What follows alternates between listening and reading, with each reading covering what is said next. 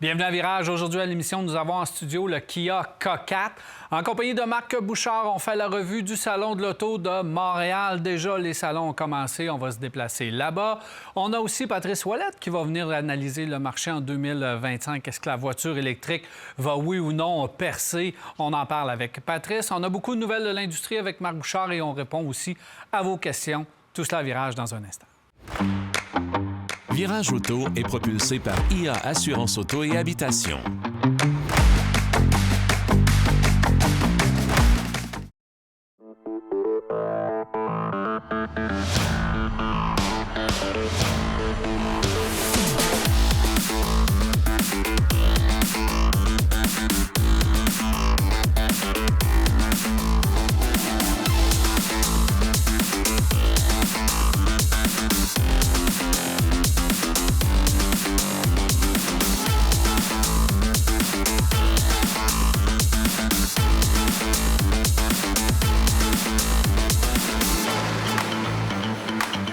Afin de parler du Kia K4, je suis avec Marc Bouchard. Salut Marc. Salut mon cher. Ça va bien? Très bien.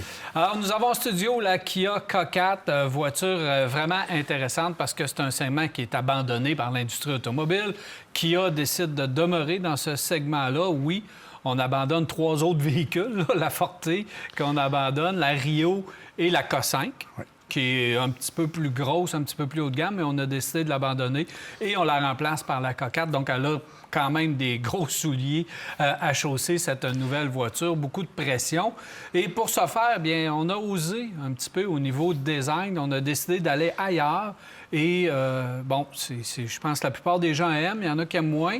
Mais il fallait oser dans ce segment-là qui est moins populaire. Donc, il faut y aller avec un design, un coup de crayon qui est un petit peu hors du commun. Oui, il faut dire que Kia se distingue beaucoup par le coup de crayon particulier sur l'ensemble de ses véhicules actuellement. On a été chercher certains des éléments qui sont populaires sur les autres. Regarde la partie avant de la K4, va voir ce qui se fait dans les autres véhicules Kia, autant au niveau d'électrification que pas. On est vraiment dans quelque chose d'assez similaire. Ça, c'est très bien réussi, c'est joli, c'est particulier. J'aime beaucoup les roues du modèle qu'on a en studio. Je trouve qu'on a vraiment fait un beau design et ça vient chercher un certain dynamisme. Évidemment, ce qui est un peu plus controversé, c'est la partie arrière, parce qu'on ne sait pas trop si c'est un véhicule à haillons ou pas.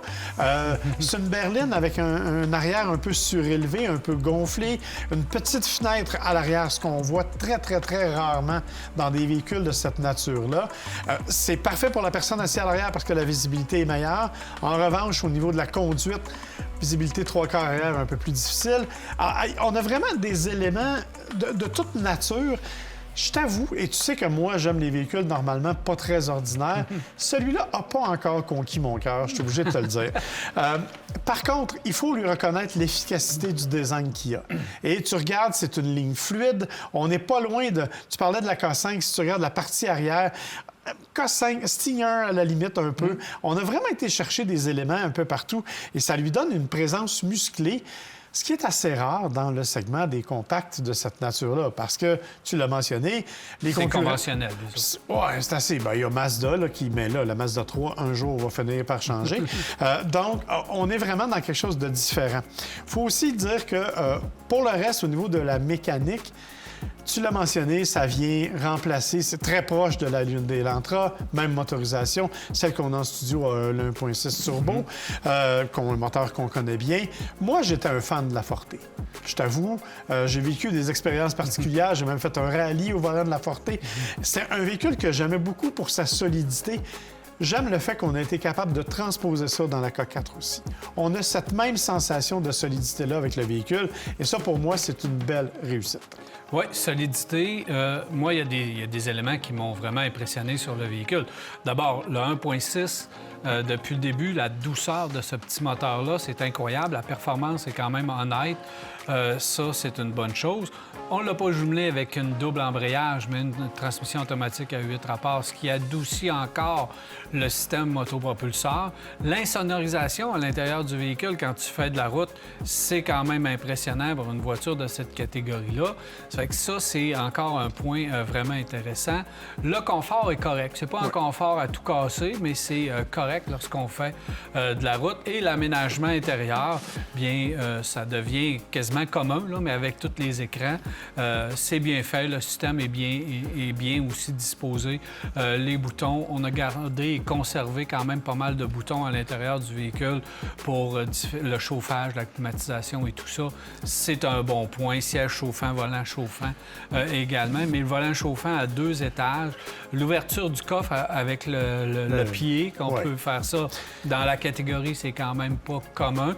Et les systèmes d'intelligence d'aide à la conduite qui sont de série sur le véhicule.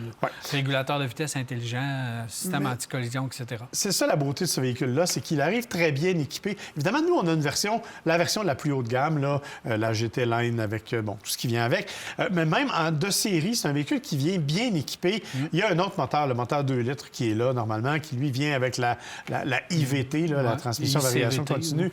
Oui, mais ça, il s'appelle transmission à variation continue intelligente, d'où le IVT. C'est vrai qu'elle est mieux réussie que la CVT traditionnelle, mais je trouve ça intéressant que tu mentionnes la transmission là-dessus parce que Hyundai et Kia ont choisi d'abandonner la double embrayage parce que ça donnait justement une conduite qui était trop brusque. Saccadée. Trop saccadée. Et les gens, les acheteurs de ce type de véhicule-là, ne cherchent pas ce genre de conduite sportive-là. Donc, la nouvelle 8 vitesses, elle est vraiment bien réussie.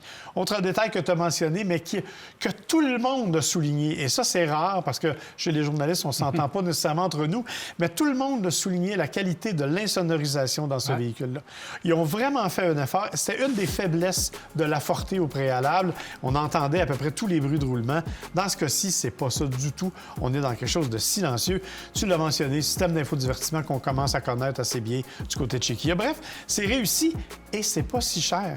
Parce que tu vois, la GT Line Turbo, pas celle qu'on a là, mais un peu moins, c'est 31 000 et on a un véhicule qui est très, très, très bien équipé pour le prix. Donc, oui, c'est cher, me direz-vous, 31 000 mais on est presque en haut de gamme à 31 000 avec la coquette. Donc, c'est vraiment un bon produit. 26 500, quand même, prix de base et prix de départ avec, comme on a dit, quand même beaucoup d'équipements. Le 2 litres, 147 chevaux, je ne l'avais pas mentionné, le 1.6, 190 chevaux, ce qui est bien honnête pour la dimension du véhicule. Qualité d'assemblage, de finition, vraiment rien à dire de ce côté-là. Les tissus, pour certains modèles, il faut regarder, mais c'est quand même beau. On voit que c'est du tissu recyclé, toute la patente, mais ça reste que ça fait amplement le travail. Un beau volant avec les boutons accessibles. J'ai aimé aussi la prise en main de ce volant.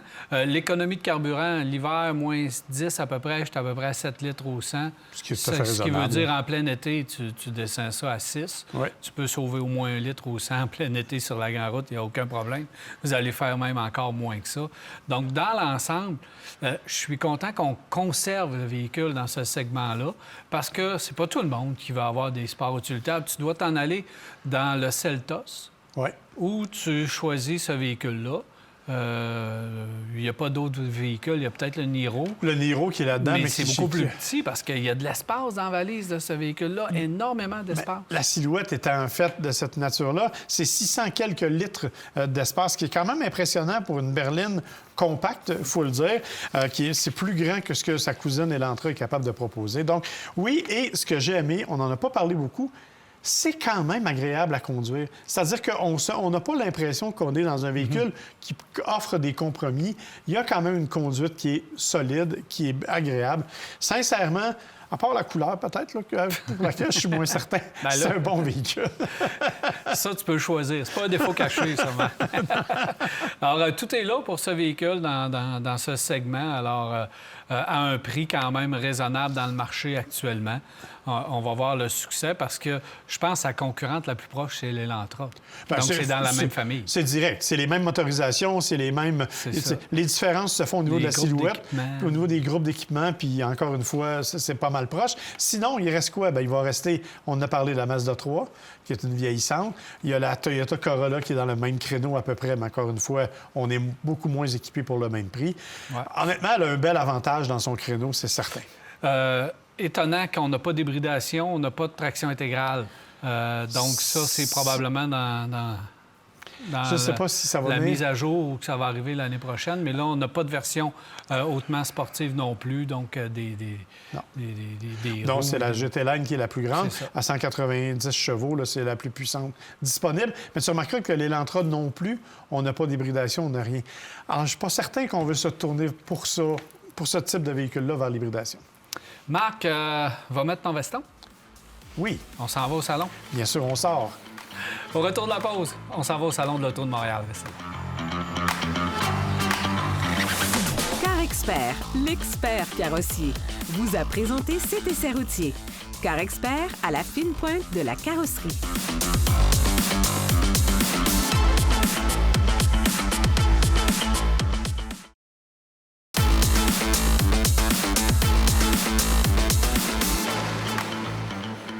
Nous sommes au Salon de l'Auto de Montréal 2025. Marc, plusieurs choses à retenir ici au Salon de l'Auto. Premier salon de l'année, on pourrait s'attendre à de l'enthousiasme à pu finir de la part des fabricants. Les fabricants sont encore frileux avec les salons de l'auto.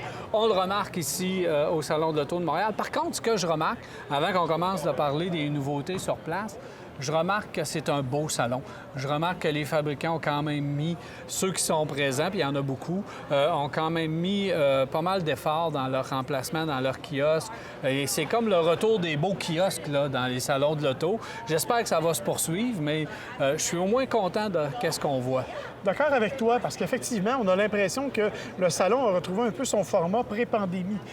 Les 3 planchers sont occupés à pleine grandeur ou à peu près. Il y a des kiosques qui valent la peine, des montages intéressants, des véhicules comme celui qu'on a derrière nous, dont on va parler plus tard, qu'on n'attendait pas, puis bon, Kia nous a fait une petite surprise. Alors ça, c'est une bonne nouvelle. Je vais quand même te corriger un petit peu. C'est en fait le 2e salon de l'année, parce que le premier, c'était Détroit. Hein? Oui, Mais il faut parler du salon de Détroit parce que il ne s'est rien passé à Détroit. Et c'est ça qui est un peu pour la raison pour laquelle j'en avais pas parlé, Marc. Oui, mais c'est important de le dire parce OK. qu'on sent qu'effectivement, à Détroit, on est sur un déclin. Aucune présentation de manufacturier. Il n'y avait absolument rien. Alors qu'ici, même si les présentations sont limitées, tu le dis, on sent une espèce d'énergie différente. On sent que les manufacturiers qui ont tous envoyé leurs représentants, ou à peu près. Donc, c'est vraiment une bonne nouvelle pour le Salon de Montréal, Ouais. qui en est à sa 80e édition. Ce qui est quand même pas rien non plus, là. Ça fait 110 ans à peu près que ça roule, mais 80e édition du Salon de l'Auto de Montréal, ça aussi, je pense que ça souligne. Exactement. Là où je disais qu'il y avait moins d'enthousiasme, c'était dans les dévoilements, mais on va en parler dans une minute. 80e édition du Salon de l'Auto de Montréal. Mais il y a aussi Toyota qui ont fêté en avant-première de la journée de dévoilement, qui ont fêté leur 60e anniversaire au Canada. C'est quand même pas rien, puis qui nous ont montré même l'usine d'assemblage, puis les premiers modèles, parce qu'il y avait 3 modèles lorsqu'ils ont été lancés. La Corolla s'appelait même pas Corolla à l'époque, là. Ça fait que c'est pour dire, ça fait quand même un certain temps. Et Lexus, 35 ans. Oui. Puis ils ont même fait un petit concours là, pour mettre en place les Takumi. Oui, Genre de qui sont Takumi. des artisans. Maîtres artisans, là, puis qui sont vraiment, wow, des vrais maîtres. Puis là, on a fait aussi un petit concours pour justement mettre en avant-plan les artisans canadiens en vidéo et en art. Puis on a beaucoup de couleurs chez Lexus. Fait que c'est vraiment le fun. Fait différent, c'est le fun de voir ça et de fêter justement les anniversaires. Fait qu'on voit que l'histoire automobile prend place tranquillement, pas vite. Mais bon, on est au salon pour les nouveautés. Je disais que c'était tranquille au niveau des dévoilements. Bien, il faut commencer avec le premier et le seul vrai dévoilement. C'est Hyundai, puis il faut dire bravo à Hyundai, justement, de nous faire un dévoilement, parce qu'on aime ça, puis c'est ce qu'on veut, puis on a une première canadienne. Première canadienne, c'est la Ioniq 9 qui avait déjà été présentée au Salon de Los Angeles, on le rappelle. C'est le grand véhicule 100% électrique, qui a 3 rangées, 7 passagers, bon, qui n'est pas étranger au EV9 de Kia, on le sait, là. Ça partage sensiblement les mêmes éléments. Dévoilement qui a été fait par Marie-Lou, quand même. Ça aussi, il faut reconnaître que Hyundai a mis un peu d'effort là, pour créer un événement au moment du dévoilement. C'est un véhicule qui devrait connaître beaucoup de succès si on se fie à ce que le EV9 a fait. Les gens sont en attente de ce genre de véhicule-là. On n'a pas encore l'échelle de prix. Cependant, le véhicule va arriver quelque part au printemps chez les On a concessionnaires. la grosseur de la batterie, mais on n'a pas l'autonomie. 112 kWh, Exact. mais on dit plus de 500. Exactement. Fait qu'on a été assez raisonnable de ce point de vue-là. Capacité de remorquage impressionnante, là, c'est 5000 livres. Quand même, pour un véhicule de cette nature-là, c'est impressionnant. Le design qui est directement lié à ce que Hyundai nous a présenté. Donc, bien sûr, les phares pixelisés, la silhouette qui n'est pas sans rappeler celle de la Ioniq 5, bien entendu. Donc, L'arrière qui est particulier. Là. Ben oui, l'arrière qui... Là aussi, il y a des pixels qui font tout le tour. C'est unique, mais c'est bravo. On peut se permettre ça du côté de chez Hyundai, de nous amener du design. Oui, parce qu'on a vendu 131 000 véhicules Hyundai l'année passée. C'est une des meilleures années, sinon la meilleure année de la compagnie. Et ça a été le pays où Hyundai a eu la plus importante part de marché par rapport aux autres. Donc, Hyundai a vraiment un grand succès au Canada. Et je pense que la Ioniq 9 va embarquer dans ce succès-là. Les gens qui n'aiment pas le design de la Ioniq 9, puis les pixels, les petits carrés un petit peu partout, il y a le V9. Il y a le V9. Exactement. Fait qu'on vend une voiture pareille. Oui, mais effectivement. Donc, Hyundai s'est vraiment distingué, continue de se distinguer avec son design, est reconnu pour ses qualités. Donc, c'est vraiment quelque chose, là, de ce point de vue-là, il faut leur reconnaître leur qualité. Mais tu l'as dit, c'était le seul vrai dévoilement. Pas beaucoup d'autres surprises au Salon de l'Auto de Montréal. Quand même des éléments intéressants, comme, je tiens à en parler, le véhicule qui est derrière nous, qui s'appelle le Kia PV5 Weekender. Ouais, pourquoi tu l'aimes tant que ça? Ah, moi, j'aime ce principe-là. D'abord, c'est une camionnette commerciale, en théorie, électrique, bien entendu. C'est un prototype, on s'entend, vous ne le verrez pas comme ça. Mais je trouve qu'on a maximisé l'usage commercial. On en a fait... Il y a vraiment tous les éléments pour en faire un camper, là, vraiment. Notre ami Jacques apprécierait là, l'espace intérieur. Bien, il y a déjà la tente. Là. Le treuil intégré, le toit qui se soulève pour faire une tente. Bref, il y a toutes sortes d'éléments. Le style, le design qui est vraiment particulier. Honnêtement, je pense que ça va être un grand succès populaire au Salon de l'Auto de Montréal. Les gens vont beaucoup l'aimer. Moi, je l'aime, même s'il a l'air fait un peu en plastique, je suis obligé de dire. Ben, il est en plastique. Oui, non, mais tu sais, il y a cet élément-là qui peut-être est moins pertinent. Mais pour le reste, c'est vraiment un véhicule qui, moi, a attiré mon attention. Bien, absolument. Puis c'est le fun qu'on puisse apporter quelque chose de différent. C'est à ça que ça sert, un salon. Il faut s'exciter, il faut s'amuser. Avant, chaque fabricant avait son concept ou un véhicule concept. Là, on nous amène quelque chose d'un peu différent. Puis c'est le fun d'avoir ce genre de choses-là. Pour le reste de la gamme, du côté de chez Kia, on a apporté tout simplement nos véhicules qu'on avait davantage. Donc, il n'y a pas vraiment de gros lancements pour eux, justement. Dans le temps du Salon de l'Auto de Montréal. L'année n'est pas finie. On ne sait pas qu'est-ce qui nous réserve encore. J'aurais aimé peut-être un dévoilement ou un lancement du EV3. Oui, mais on n'est pas rendu là. Ça va peut-être être Toronto en février. On verra. Mais ça s'en vient pour le EV3. C'est le prochain véhicule d'importance. Puis pas seulement pour Kia, un véhicule d'importance pour le marché au complet, là, parce que ce petit véhicule-là, tout le monde attend le prix. Là. Oui. Mais là, de toute façon, avec ce qui se passe avec l'industrie du véhicule électrique, là, les prix vont être... Et ça va changer. Ça, on le sent là, au salon, de rencontrer des représentants de compagnie. Tout le monde est un peu sur le nerf par rapport à ça. On ne sait pas trop où on s'en va. Oui, on n'apprécie pas vraiment ce qui se passe avec les gouvernements, autant fédéral que provincial. Là. Pas tellement. On en a plein notre casse du côté de l'industrie. On n'apprécie pas ça énormément. Il y a quand même d'autres fabricants qui étaient sur place qu'on a pu voir aussi. En fait, tout le monde a fait des efforts, mais il faut souligner, bien sûr, ceux qui arrivent. Lucid, qui est ici avec ses modèles, incluant le Gravity. Oui, c'est un pré-production. Non, regardez pas les détails de finition. On a avancé le siège et on a entendu des craquements étranges. Et aussitôt qu'on a fait ça, le représentant de Lucid est arrivé en disant non, c'est un pré-production. Alors évidemment, mais tous les véhicules sont là. La Lucid Air, qui est absolument magnifique, qui est ici. Il y a Polestar qui est ici avec ses véhicules. Polestar 3, Polestar 4 qui sont ici. Donc des véhicules qu'on voit rarement. Moi, j'ai eu de la misère. J'ai de la misère. On va apprendre à les connaître peut-être un petit peu plus tard, là, parce que le 3 et le 4, il y a comme une grosse différence de prix entre le 3 et le 4. Ça fait que ça, je comprends pas, mais le 4 est plus gros. Donc, ça commence à faire un peu différent, parce que 93 000 $ pour le 4, puis pour le 3, puis 63 000 pour le 4. Fait qu'au niveau du positionnement, j'ai un peu de difficulté à comprendre. Puis le style est un peu différent aussi. On a trois beaux véhicules. Leur kiosque est là, il est très beau. Donc, on a mis quand même assez d'emphase pour faire en sorte qu'on puisse être remarqué au salon. Puis c'est ça qui est intéressant. Pour ce qui est de Lucid, tu sais, ça devait être la compagnie qui faisait fermer Tesla. Oui, mais Puis on arrive avec des véhicules, puis déjà, intérieur, extérieur, quand on nous l'a présenté au Salon de New York à l'époque, puis Los Angeles, c'était quelque chose qui était avant-gardiste. Oui. Là, OK, on a beaucoup d'autonomie, mais au niveau design, autant extérieur qu'intérieur, on se démarque plus, là. Non, mais en fait, Déjà. c'est une auto qui a effectivement vieilli rapidement, Ouais. dont la technologie n'a pas aussi évolué qu'on aurait pu s'y attendre. C'est vraiment la motorisation lucide qui est importante.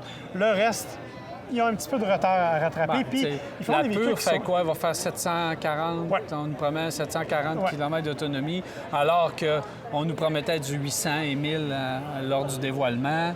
Ouais, mais Et tu sais, ça a été trop long avant d'arriver sur le marché. J'ai hâte, je leur souhaite le meilleur, j'ai hâte de voir comment ça va. Oui, mais c'est Comment des tout véhicules ça qui va sont prendre aussi place. dispendieux. Hein? Puis si tu vas avoir les versions les plus haut de gamme, tu es dans les 100 quelques mille faciles. Donc, c'est peut-être pas ça. Et même 200 000. Oui, mais la Saphir est même 300 000, mais là, évidemment, là. c'est un char d'exception. Il faut aussi mentionner tout ce qui se passe dans les autres fabricants. Il Ouais. faut le préciser. Volkswagen qui est ici avec son ID Buzz, que l'on peut voir. On l'avait vu déjà comme prototype. Là, c'est vraiment la version Mon de boss production. commence à tomber, moi. Bien, ça fait tellement d'années qu'on le voit qu'il est temps qu'il le fasse. Donc ça, ils sont ici quand même si vous voulez le voir. Il y a aussi d'autres compagnies. Il y a GM qui a vraiment fait un effort, qui a amené tous les véhicules qu'ils ont, incluant le camion Bright Drop, qui est le camion de livraison 100% électrique. On voit un peu plus par... On On commence, commence à voir là, un oui. peu plus. Donc, ça aussi, c'est vraiment quelque chose qui est important. Toyota qui arrive ici avec sa gamme complète. Je parlais de GM, là, c'est vraiment là, Chevrolet, Buick, ils sont tous ici. Chez Ford, pour les amateurs de voitures de performance, la Mustang GTD, elle est là. Une voiture exceptionnelle qui a fait un temps record sur le Nürburgring. Ah oui. Elle est spectaculaire quand on la Le regarde. nouveau Expédition, Oui. l'Explorer qui a été retravaillé Retravaillé aussi, ici. sont sur place. Mais dans les voitures d'exception, la GTD vraiment Ah va oui, attirer c'est- l'attention. C'est incroyable. Et vous avez toutes les autres compagnies. Nissan qui est ici avec le nouveau Murano. Donc Le les nouveau gens vont- Kicks.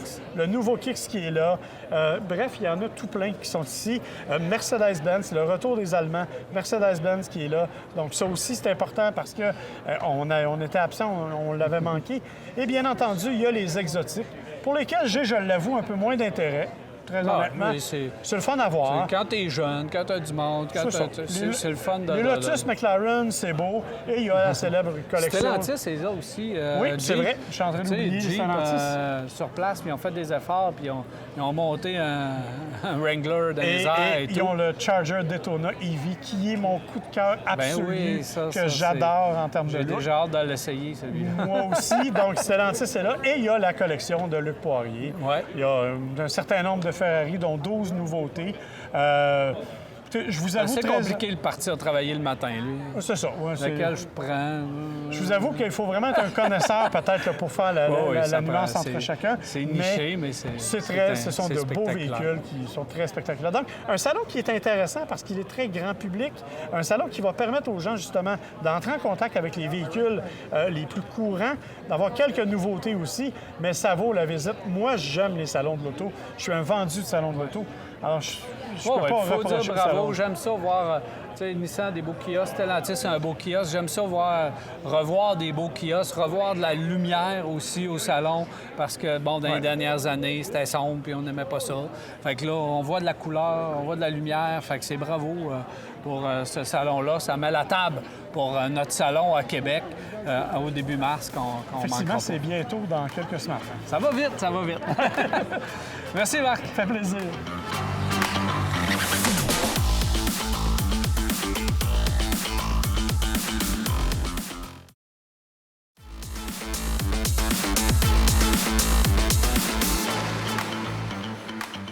Nous sommes de retour et je suis maintenant accompagné de Patrice Ouellette de 48heurparjour.com. Salut, Pat. Bonjour, Daniel. Ça va bien? En pleine forme. Bon, 48 heures par jour, je pense qu'il y a bien des gens qui vont en avoir besoin au cours des prochaines semaines, des prochains mois, Oui. si on regarde un peu comment va l'industrie automobile présentement. Avant de rentrer dans l'année 2025, comment tu vois l'année 2025? En ce début d'année, ça bouge énormément. Je te remets dans ton siège de directeur d'une concession majeure ou deux concessions ou un groupe de concessions, parce que ça fait tout. Ouais. Avec les rabais du gouvernement, on les a pas. Ton fabricant qui t'envoie de l'inventaire, là, tu as des subventions. Là, on coupe les subventions. Comment tu gères ça dans un concessionnaire? Ben, écoute, c'est une excellente question, parce que la gestion de l'inventaire, on le sait, ça peut, C'est le nerf de la guerre. peut être un gros coût aussi, si c'est mal géré. Puis en même temps, si c'est bien géré, ben, tu as un gros avantage compétitif parce que tu as des munitions que les autres n'ont pas. Exact. Moi, j'ai toujours eu une philosophie d'être assez agressif là-dessus. Puis je regarde ce qui s'est passé dernièrement avec les coupures, où là, il y en a qui, pendant une semaine, vont ruminer, on va faire quoi avec ces autos-là? Alors que la plupart des manufacturiers ont décidé de compenser la perte de la subvention du gouvernement. Bien, c'est le temps d'ouvrir les valves puis d'annoncer aux consommateurs, venez chez nous. Il n'y a pas de changement dans le prix, on va vous payer la subvention. Fait que quand tu as l'inventaire pour le faire, tu es en position de prendre des parts de marché. Est-ce que toi, tu appelles ton fabricant puis tu dis réagissez? Dépêchez-vous de réagir. Est-ce que vous allez m'aider avec mon excédent d'inventaire? Vous m'avez envoyé trop de véhicules. Est-ce que tu gères un peu avec ton fabricant ou tu le laisses aller? Si tu as suffisamment de volume, on dit toujours ton influence est toujours plus forte. OK. C'est sûr que oui, si tu as des bonnes relations, tu as toujours une forme d'influence sur leurs décisions. Mais c'est clair que dans ces moments-là, moi, j'appelais, puis je ramassais l'inventaire. S'il y a de quoi de trop, puis il y en a qui disent qu'ils ne veulent pas, moi, j'y ramasse. Okay. Il y a toujours des opportunités, peu importe ce qui arrive, dans n'importe quel aspect de la vie. On parle de gestion de l'inventaire, mais quand il y a un obstacle, ça veut dire qu'il y a une opportunité qui vient avec. Il faut juste savoir regarder l'obstacle différemment, puis saisir l'opportunité.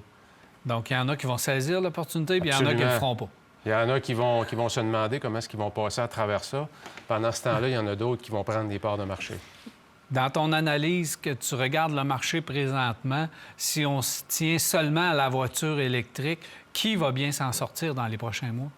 Bien, je pense les Coréens. Ça, c'est clair pour moi que les Coréens ont les moyens financiers et ils ont une grosse stratégie d'électrification. Je pense que l'électrification, c'est une tendance lourde, peu importe ce qui sera décidé aux États-Unis, parce qu'on sait que la tendance des États-Unis va avoir un impact sur ce qui va sortir dans les 4 prochaines années. C'est pas pour rien que Chrysler vient de se retirer de l'électrique, ou ralentir, je dirais. Il reste que c'est une tendance lourde. Et ceux qui vont saisir justement l'opportunité pendant les 4 prochaines années, où l'électrique ne sera pas poussé par le gouvernement américain, de continuer à pousser ce marché-là, ils vont gagner énormément d'ici à la fin des années, disons, de cette décennie-là. Donc, les Coréens se positionnent. Les Coréens sont vraiment en montée. Dans les autres, bien, chacun va prendre une stratégie différente. Mais une chose est sûre, les mieux équipés, je pense, en termes de structure, tu sais, les batteries, les coûts de fabrication, c'est les Coréens, c'est clair. Pourquoi un constructeur que tu connais bien, comme Toyota, par exemple, hésite encore, nous montre pas de nouveautés, gère... On ne sait pas s'ils gèrent bien ou pas bien, ou s'ils ont bien fait de ne pas y aller trop fort, parce que là, on voit que ça recule. Comment tu vois l'année 2025 pour et Toyota, et Honda et les autres fabricants? Bien, je pense que je mettrais, Daniel, je mettrais tous les fabricants japonais à peu près dans le même bateau. OK. La culture du Japon fait que la voiture électrique au Japon, c'est pas vraiment une option. Parce que même sur l'heure du midi, quand on va au Japon, dans la plupart des entreprises, l'air climatisé est arrêté l'été. Parce qu'on a de la difficulté à avoir l'électricité. Okay. Fait que la voiture électrique, c'est pas un enjeu pour le Japon, c'est pas une option qui est viable. Fait qu'en partant, il y a comme un problème de dire pourquoi qu'on ferait de quoi quand nous autres, on l'utilisera pas. On peut pas s'en servir. C'est pas pour rien que tous les manufacturiers japonais sont lents à réagir. Et là, ce qu'on voit, bien, on voit des merges. On voit Toyota avec Subaru, on voit Nissan avec Honda. Pourquoi? Parce que les coûts de développement et la rapidité avec laquelle il faut aller au marché, ça coûte cher, puis il faut faire ça vite. Fait que là, ça se regroupe. Puis, je trouve que c'est les moins bien organisés, sincèrement. Les Américains ont été plus agressifs, à l'exception de Chrysler. Mais il ne faut pas oublier, Chrysler, on dit que c'est un Américain. Mais dans le fond, c'est pas un Américain. Il est géré par des Européens. C'est géré par des Européens. Fait que les Européens n'ont pas la mentalité d'un manufacturier américain. Mais Ford et GM se sont mis le bras dans le tordeur solide, comme on dit, au niveau de l'électrique. Je pense que ça va rester, mais ça va ralentir beaucoup pour les 4 prochaines années.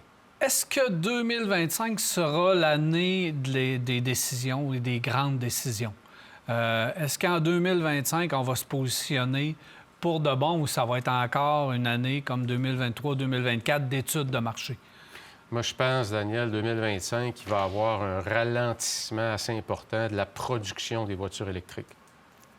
Parce que les rabais disparaissent et le gouvernement Trump ne mettra pas de l'avant les subventions.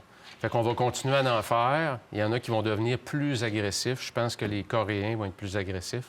Je pense que Tesla va être plus agressif. Puis, mais ça va ralentir pareil. Mais il y en a qui vont continuer à se positionner. Fait que ça va être on va être en observation en 2025. Encore du marché, de voir est-ce qu'on veut du 100 électrique, est-ce qu'on veut du hybride branchable et du prolongateur d'autonomie, parce que là, c'est ce que Chrysler va lancer. Et là, on va analyser qu'est-ce que le public, qu'est-ce que le consommateur veut. Fait qu'effectivement, moi aussi, je pense qu'on va analyser encore en 2025. Tu sais, ce que tu viens de dire, Daniel, c'est ça, c'est qu'il y a tellement d'options possibles. Et c'est développer un auto, exemple, avec un prolongateur d'autonomie, mais ça prend pas 6 mois. C'est ça. Fait que, tu sais, avant que l'auto arrive au marché, qu'elle soit prête, fait qu'il y a des décisions à prendre cette année qu'on va voir dans 2 ans, 3 ans. Ça va être intéressant et c'est pour ça que tu vas revenir nous voir afin d'analyser ce qui va se passer du côté de l'industrie automobile. Merci, Patrice. Ça fait plaisir. Alors, Patrice Ouellette, 48 heures par jour.com. J'espère que vous avez apprécié. On s'arrête et on vous revient.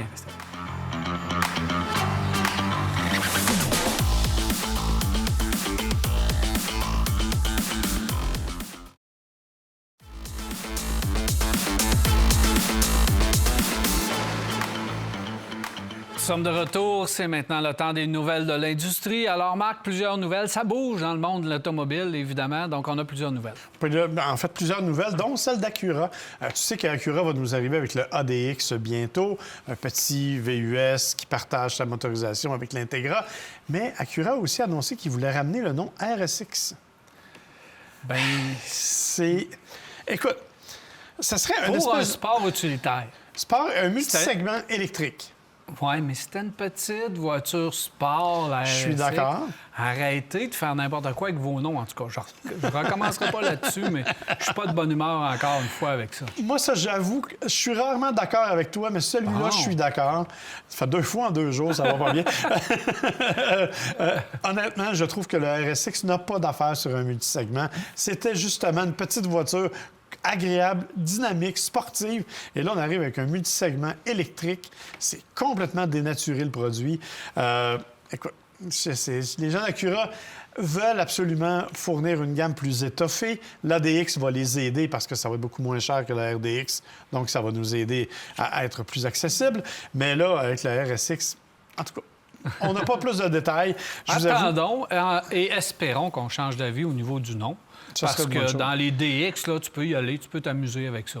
Oui, puis entre toi et moi, pourras-tu trouver des noms de véhicules qui sont d'autres choses qu'un paquet de lettres? Là? Il me semble ça devient mélangeant. Puis... Non seulement un paquet de lettres, mais reprendre des noms qui ont déjà existé, qui ont été... le RDX, ça n'a pas été... ils n'en ont pas vendu, puis c'est pas iconique, là. Mais il reste que ramenez pas des noms de même. En tout cas, je suis d'accord. Enfin. Du côté du Honda, on présente aussi un nouveau véhicule, le CR-V Trail Sport. Comme tu le sais, chez Honda, on mise beaucoup sur, je dirais, le côté un peu plus aventurier des véhicules, comme c'est le cas d'à peu près tout le monde. Hein? Chez Subaru, on a les Wilderness, on a à peu près tout ça. Donc là, on va arriver avec version rurale, et non version hors route, mais disons une version rurale. Exactement. Et non urbaine du véhicule. Exactement. On sait qu'on a le Passport qui a fait ça, on en a plein d'autres. Donc, il y aura une version Trail Sport qui devrait arriver avant l'été du côté de chez Honda. C'est une bonne chose parce que le CR-V était justement peut-être un peu trop considéré comme urbain. Donc là, on a voulu vraiment présenter quelque chose d'un peu... Si on se fie à leur concurrent le plus proche, qui est le RAV4 Trail... Oui. Ça n'a pas été un succès fou, le RAV4 Trail. Exactement. Mais eux ils visent vraiment plus Subaru avec ses Wilderness. Qui sont un peu plus capables que l'était peut-être le RAV4 Trail. Exactement. Attendons de voir ses capacités. Dans la série, on va te faire rêver un peu. Subaru a présenté une WRX STI au Salon de Tokyo. Écoute, bien sûr, 296 chevaux, 276 livres-pieds de couple. On espérait bien sûr qu'elle arriverait. 500 unités réservées au Japon. On a-tu de la misère avec les STI du côté de chez Subaru? Hein? Ils veulent plus en faire. On dirait Tu que sais, la WRX, on a de la misère à lui faire passer un autre stage pour qu'elle soit vraiment une sportive. Ouais. Sans être haut de gamme, mais une sportive vraiment intéressante. On la garde dans un créneau de puissance qu'on aimerait toujours en avoir un petit peu plus. On fait ça avec toutes nos voitures sport. La STI, on la ramène plus, on l'a plus, on fait une version, on n'en fait pas une. Mais ce qui Là, est quand on en même... fait une, mais on la garde au Japon. Garde au Japon. Par contre, on a ramené des éléments comme l'espèce de table à pique-nique, là, le gros aileron à l'arrière.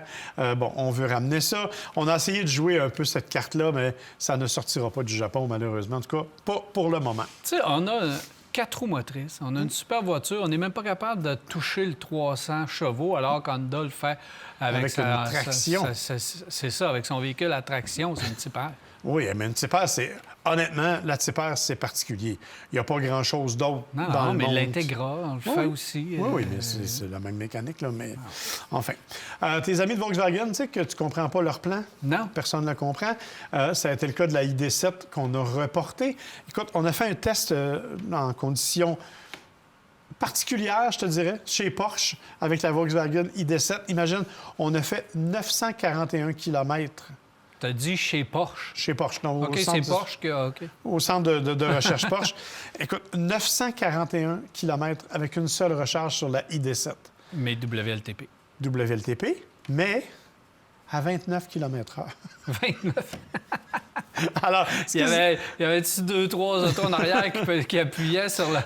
En fait, ce qu'ils disent, sur le klaxon. ce qu'ils disent, c'est qu'ils ont pris la vitesse moyenne observée lors des embouteillages dans les grandes villes européennes par l'index de trafic TomTom. Ouais. Donc, c'est 29 km/h. Donc, ils ont décidé de faire leur test à 29 km/h, ce qui signifie absolument rien du tout, on va se le dire. Exactement, mais c'est un défi le fun. Cette voiture-là va être vendue pour quoi? 500 quelques kilomètres? À peu près. On estime nous, que ça va être à peu près 525 km chez nous. Mais on va... Évidemment, eux disent... Le test permettrait, c'est ça, aux alentours de 750. Le test à 10 km/h? Oui, c'est ça, de reculons. Non, mais en tout cas... dans un autre ordre d'idée, Ford, qui mise beaucoup sur l'électrification, a aussi décidé de sortir des vélos électriques. Alors, tu as un vélo Mustang et un vélo Bronco, qui sont deux modèles électriques avec un moteur électrique de 500 watts, 63 livres-pieds de couple, 4 900 $. Oh! Ouais. Ils sont beaux, ils sont solides, ils sont faits... on dit qu'on a même utilisé le système GOAT pour s'en inspirer au niveau des changements de vitesse du vélo, mais 5 000 $. 5 000 $. Vous avez moyen, pourquoi pas? Ben, effectivement. Un Bronco, quand tu achètes un Bronco à 80. Oui, mais tu t'embarques ton 5 000 dedans en arrière. 85. C'est ton vélo. Ça sera pas mon genre. Merci, Marc. Ça fait plaisir. Alors, restez avec nous. Au retour de la pause, on répond à vos questions. Ce segment est une présentation du réseau des garages recommandés CAA Québec et de B-Lepage Autoservice. Visitez caaquebec.com pour trouver votre garage.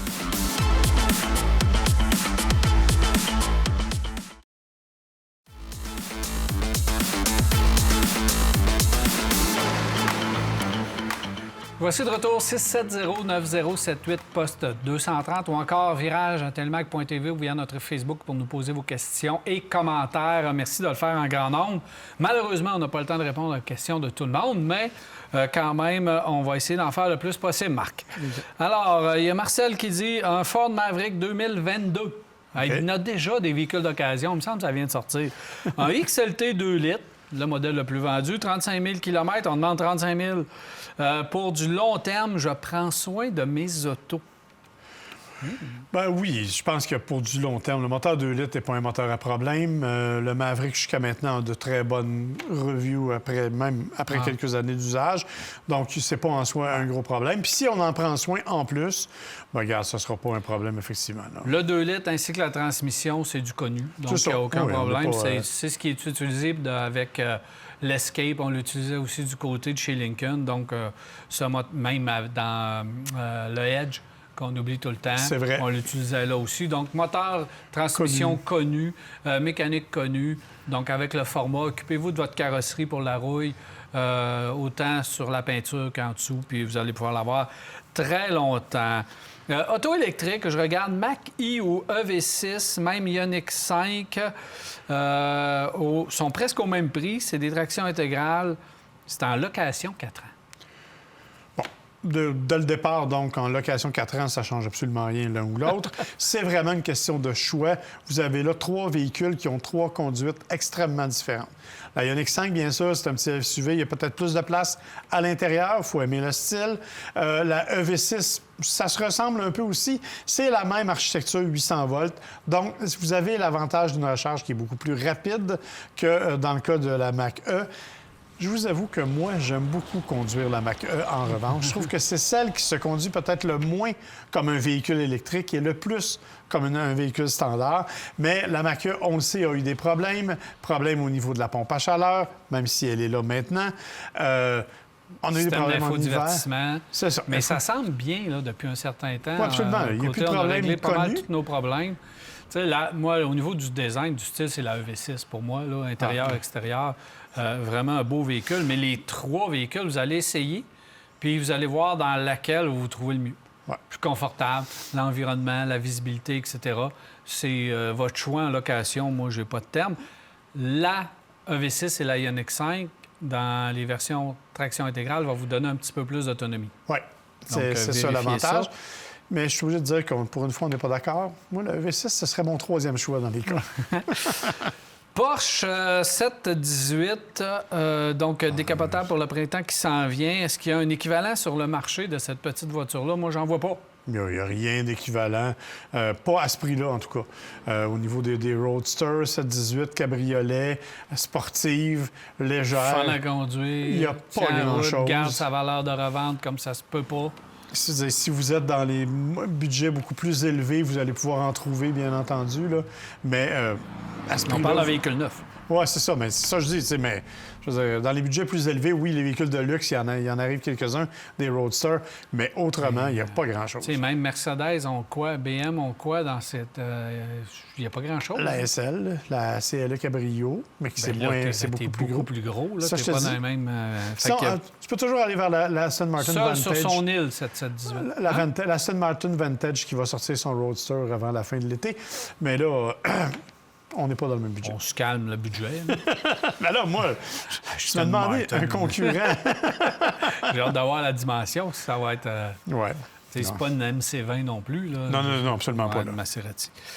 CX-50 hybride, je fais 30 000 km par année, c'est le véhicule tout indiqué pour ça. Totalement. La combinaison Toyota-Mazda, on va voir qu'est-ce que ça va donner, mais d'après moi, il n'y a pas de problème parce qu'on a pris le système au complet. Fait qu'on sait déjà que c'est très fiable du côté de chez Toyota. C'est éprouvé. Alors, moi, je n'ai pas de restriction. Puis vous êtes dans un Mazda avec ce que, si vous aimez Mazda... La conduite, l'intérieur, l'habitacle, le design. Vous êtes dans un Mazda avec la motorisation Toyota. On l'a essayé en ville et on a atteint de très, très bons résultats au niveau de la consommation. Ben oui. Alors, j'ai aucun problème à recommander ce véhicule-là. Oui, un beau mariage, celui-là, exact. Du CX-5 et du système de Toyota. BMW X3 30 X-Drive, I, puis Y, puis Z. Il y en a-tu? C'est compliqué, hein, ces affaires-là? Donc, tout ça pour dire que c'est un X3 neuf de base pour 5-6 ans. Aucun problème. Écoute, BMW se sont beaucoup améliorés, il faut le dire, au niveau de la fiabilité des systèmes électroniques. C'était leur faiblesse. Ils se sont beaucoup améliorés. Oui, le X3, c'est bien de ce point de vue-là. Là, il n'y aura pas de problème. Puis ça roule bien. Je l'ai essayé, là, puis honnêtement, c'est solide. Vraiment rapide. Régis qui dit une berline Mazda 3 all-wheel drive. Et je m'interroge sur la valeur de revente à 100 000 km. Puis est-ce qu'il y a un véhicule comme ça qui va avoir une meilleure valeur de revente? Non. Je pense pas. Il faudrait voir la Corolla. Avec le système à rouage intégral, à quel prix elle va se revendre. Moins dynamique un peu, mais la valeur de revente de la Toyota Corolla intégrale risque d'être plus élevée que celle de la Mazda 3. Mais la Mazda 3, il faut le dire, elle a remporté plein de prix au fil des années parce qu'elle est encore la plus agréable et la plus amusante à conduire. Vous n'aurez pas grand-chose. 100 000 km, là, une Mazda 3, ça vaut encore une fortune. C'est exact. Oui, non, mais... Une traction intégrale en plus. C'est ça. on va avoir Mais les une fortune. compacts intégrales comme ça va toujours valoir son pesant d'or. là.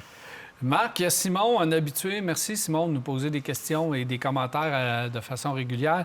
Il nous dit, pour le fun, là, je vous donne une des deux voitures, une Mustang GTD ou une Corvette ZR1? Ouf, hey, ça, c'est de la torture de gens. Ouais, moi, j'irais avec la Mustang. J'ai un faible pour la Mustang. Je trouve qu'elle a l'air plus... Il y a quelque chose qui vient me chercher plus au niveau du muscle car. J'irais vers la Mustang, mais c'est strictement subjectif. D'abord parce que j'ai pas essayé Commun, là. Moi, je vais avec la ZR1. Là. C'est une bike de 1000 chevaux. C'est... Oui, mais là, c'est incroyable, la 850 Corvette. chevaux. Ça se conduit comme... En tout cas, bref, voilà. Fait que Simon, tu vas être obligé de nous en donner chacun une. Oui, Fait exactement. que ça va régler le problème Appelez-moi, je vais vous donner mon adresse. pour la faire livrer. Exact. Avec un véhicule fermé, s'il vous plaît.